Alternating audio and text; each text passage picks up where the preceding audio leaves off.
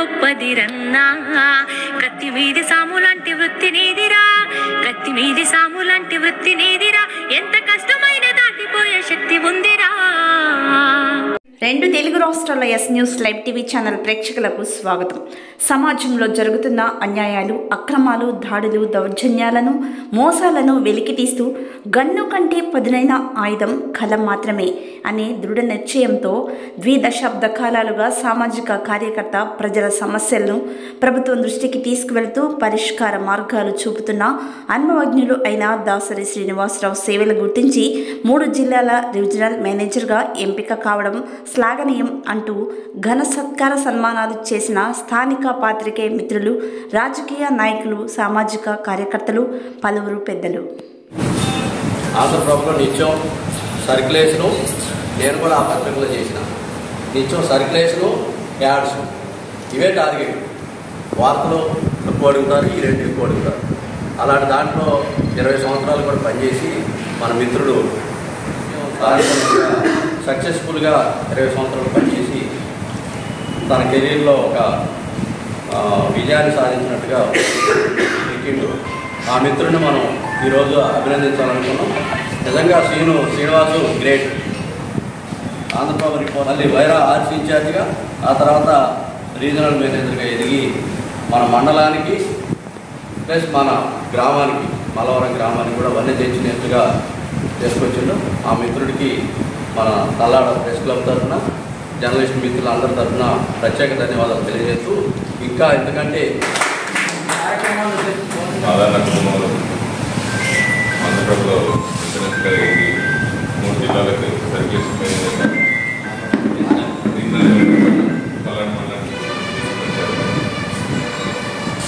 భవిష్యత్తులో కూడా మరిన్ని పదవులు ఆంధ్రప్రభలో ఆశించాలని కోరుకుంటున్నాను.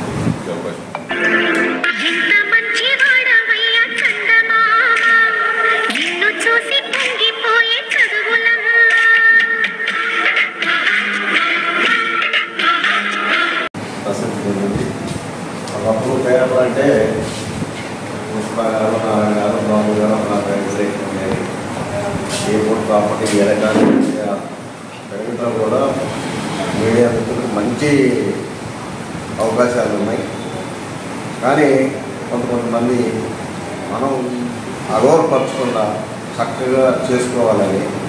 మనం ఇంతకుముందు తెలుగుదేశం గవర్నమెంట్ అయితే అసలు ముఖ్యమంత్రి లాంటి వాడు కూడా ఏదన్నా పేపర్లో ఈనాడు కానీ రోజు కానీ కానీ ఏదైనా పేపర్లో వార్త వచ్చిందంటే ఆఫీస్ మీద కానీ వాటి మీద కానీ ఎమ్మటే పెట్టుకుని వాళ్ళు అలా చేసేవాళ్ళు. కొన్ని వార్తలు సక్రమంగా లేకపోవడం వల్ల ప్రాధాన్యత పెరిగింది. అందులో ఎక్కువ సర్క్యులేషను ఈ ఎలక్ట్రానిక్ మీడియా వచ్చిన తర్వాత ఈ పూటనే ఆ పేపర్లో చాలా తగ్గాయి. ఎందుకంటే ఎమ్మటే 1 గంటలోనే ఇక్కడ జరిగిందంటే అక్కడ నిన్న యాక్సిడెంట్ అయిందంటే మనం ఎట్టుకోముందే రాష్ట్ర వ్యాప్తంగా కూడా వస్తుంది. నుంచి జిల్లాల వరకు సెక్రటరీ కూడా ఖమ్మం, వరంగల్, 4 జిల్లాల రీజనల్ మేనేజర్గా ఆయన ఎంపిక అనేది శ్లాఘనీయం. ఆయన గారు భవిష్యత్తులో మరిన్ని ఉన్నత శిఖరాలు అధిరోధించాలని చెప్పేసి మేము కోరుతా ఉన్నాం.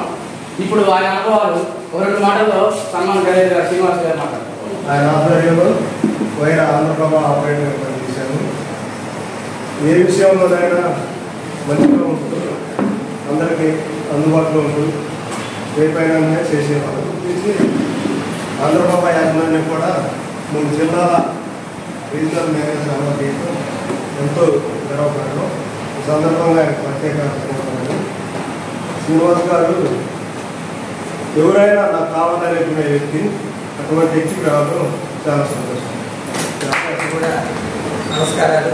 అదేవిధంగా ఇటువంటి అవకాశం వచ్చిన మన డిఎస్ఆర్ గారికి మరికొన్ని అవకాశాలు వచ్చి మగవాడి వాళ్ళని కూడా చేతుగా కలిసి ఇంకా ముందుకు తీసుకెళ్ళాలని, ఒక సీనియర్గా ఉన్న చిన్న రిపోర్టుల మీద అనేక ఆరోపణలు వచ్చినా కానీ మా ఊరిని సర్ది చెప్తామంటూ మన సమస్యలు కూడా వాళ్ళ సమస్యలుగా తీసుకొని మనందరినీ కూడా కలుపుకుంటున్న ఇటువంటి వాళ్ళకి ఇటువంటి అవకాశాలు రావడం చాలా అరుదు.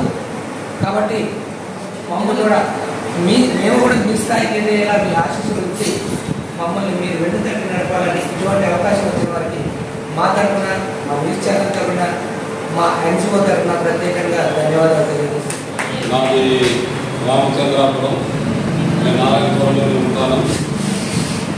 ఈరోజు మిత్రుడు దాసరి శ్రీనివాసరావు గారికి ఆర్ఎంగా ప్రమోషన్ వచ్చిన సందర్భాన్ని పురస్కరించుకొని 10 మంది పెద్దలు గౌరవ సన్మానం చేస్తున్నారు. ముందుగా సన్మాన గ్రహీత శ్రీనివాసరావు గారిని అభినందిస్తున్నాను. అట్లనే ఆంధ్రప్రభ మేనేజ్మెంట్కి సంబంధించిన రాష్ట్రాల మేనేజ్మెంట్ జనరల్ మేనేజర్గా ఉన్నటువంటి భాస్కర్ గారు కూడా సామాజిక కోణంలోనే ఆలోచించేటటువంటి మనిషి. భాస్కర్ గారు కూడా విద్యార్థి దశలో ఎస్ఎఫ్ఐలో కూడా పనిచేశారు. 22 సంవత్సరాల సేవలను కూడా గుర్తించి ఈ 3 జిల్లాలకి ఆర్ఎంగా అతనిని ప్రమోట్ చేశారు.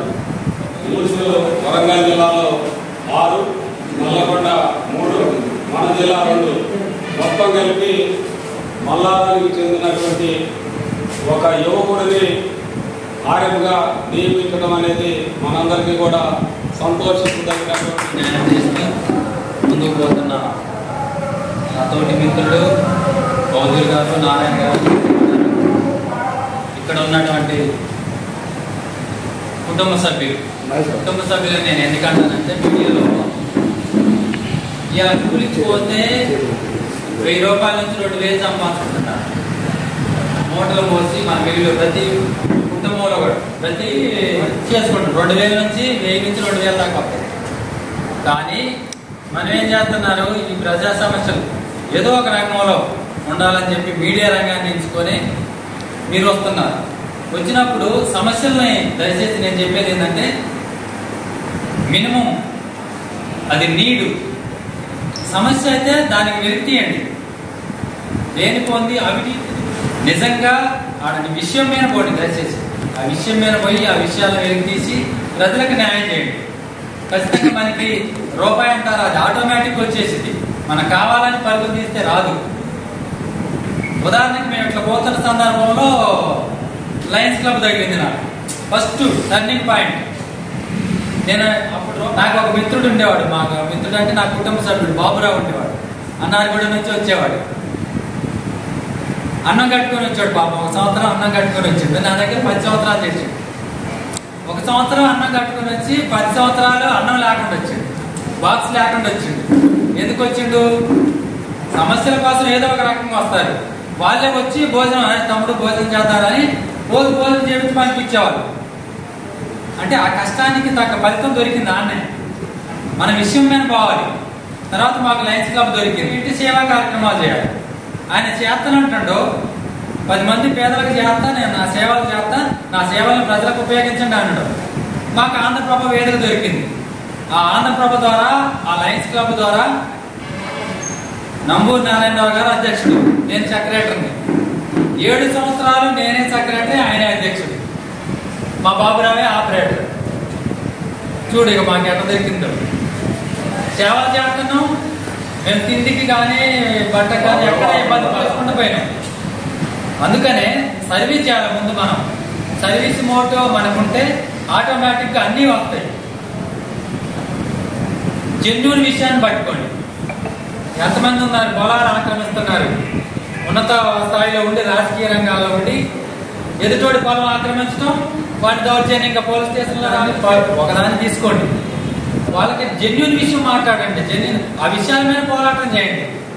ఆటోమేటిక్గా మంచి జరుపుకుంటూ పోయింది ఎక్కడా కూడా. అందుకే పేదలందరికీ ఎంతమంది అంటే 50 లక్షల రూపాయలు ఖర్చు పెట్టించారు నంబూరు నారాయణరావు గారితో.